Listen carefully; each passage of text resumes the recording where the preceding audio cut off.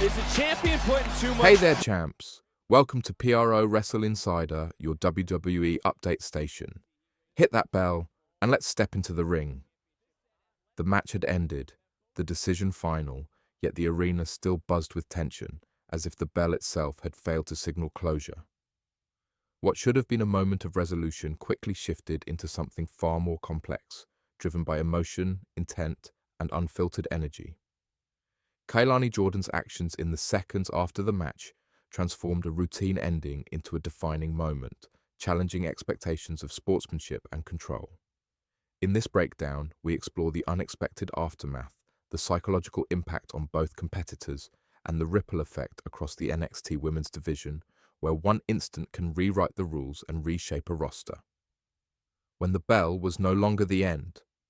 In professional wrestling, the bell traditionally signals resolution, but on this night it became irrelevant. The contest between Kelani Jordan and Lola Vice had reached its conclusion, yet the energy inside the ring told a different story. Instead of separation and recovery, tension lingered. Jordan remained fixed in place, her posture rigid, her focus unbroken. The pause that followed was uncomfortable, the kind that signals something unresolved. Lola Vice barely had time to orient herself before the tone of the scene shifted completely. What should have been a moment of sportsmanship turned into something far more volatile. The audience sensed it immediately. This wasn't about extending a match. It was about redefining how the result would be remembered. A sudden shift in control. Kelani Jordan's movement was abrupt and decisive, catching everyone off guard. There was no hesitation, no dramatic build-up, just an immediate surge forward that changed the dynamic of the ring. Lola Vice, still processing the outcome, found herself overwhelmed by the sudden aggression. The speed of the transition is what made it so jarring. One moment signaled finality, the next introduced chaos. The crowd's reaction reflected that confusion, shifting from reaction to result toward disbelief at what was unfolding. This wasn't competitive follow-through or emotional celebration. It was a complete change in intent, marking the moment where Jordan stopped reacting to the match and started controlling the narrative that followed it. Emotion replacing strategy. What stood out most in the aftermath was how visibly emotion replaced calculation. Kelani Jordan is known for precision and athletic discipline, but in this moment, restraint disappeared. Her actions were driven not by tactics, but by release. Each movement carried the weight of frustration built over time rather than seconds. Lola Vice attempted to protect herself, but the situation escalated too quickly for defense to matter. The crowd could sense that this wasn't planned in the traditional sense. It felt raw and unfiltered. That authenticity is what made the moment uncomfortable for some and compelling for others. It was a competitor acting not as a strategist, but as someone pushed beyond composure. The referee's powerless position. As the situation escalated, the official presence in the ring became critical. The referee moved quickly, stepping between control and collapse, using voice and physical positioning to de-escalate the situation.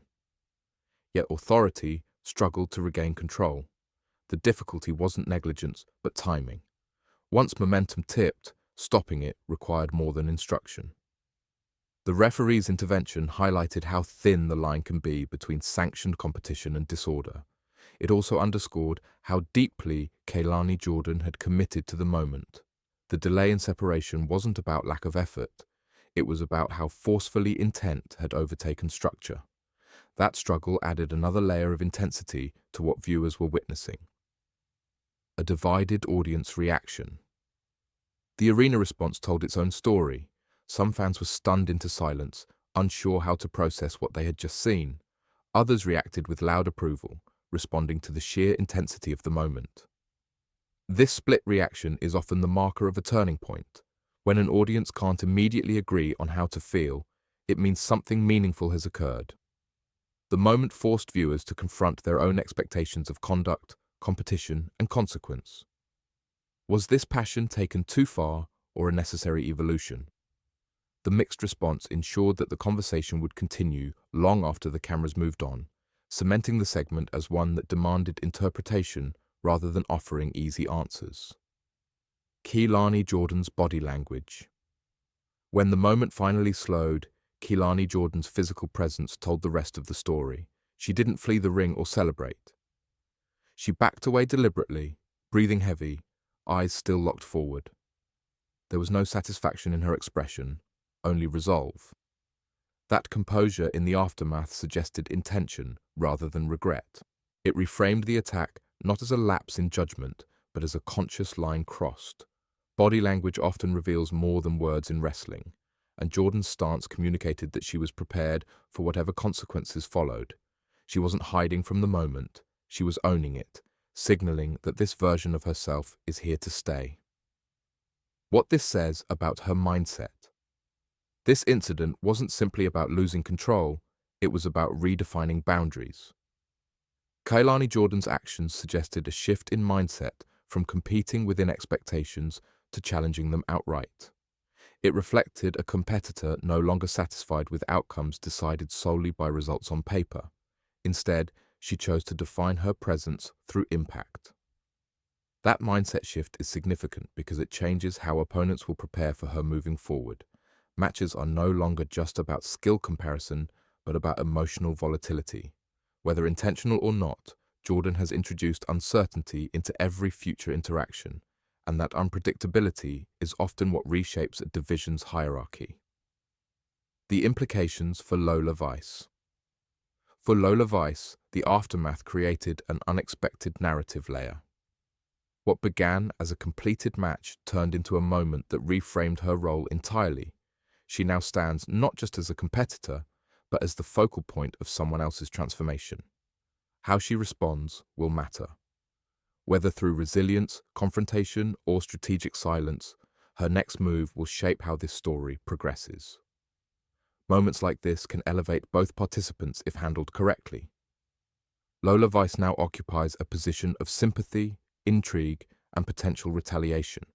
That combination gives her opportunities that didn't exist before the bell rang, making her response as important as the incident itself.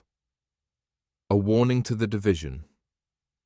Beyond the individuals involved, this moment sent a clear signal to the rest of the women's division. The rules haven't changed, but the willingness to push against them has. Kelani Jordan's actions introduced a level of intensity that others must now consider when stepping into the ring. It wasn't about dominance through victory, but dominance through presence. That kind of message resonates because it forces adaptation. Competitors must now decide whether to meet that intensity, avoid it, or attempt to control it. Either way, the standard atmosphere has shifted, and moments like this often serve as the spark for broader change across a roster. The question that now lingers. As the dust settles, the central question remains unresolved. Was this an understandable emotional reaction, or the beginning of something far more dangerous? That uncertainty is what keeps the moment alive in discussion. Wrestling thrives on moments that resist immediate classification, and this was one of them. The outcome of the match may be recorded, but the aftermath rewrote its significance. What happens next will determine whether this was an isolated incident or the opening chapter of a darker, more unpredictable path. One thing is certain, after the bell rang, the story didn't end. It only became more complicated.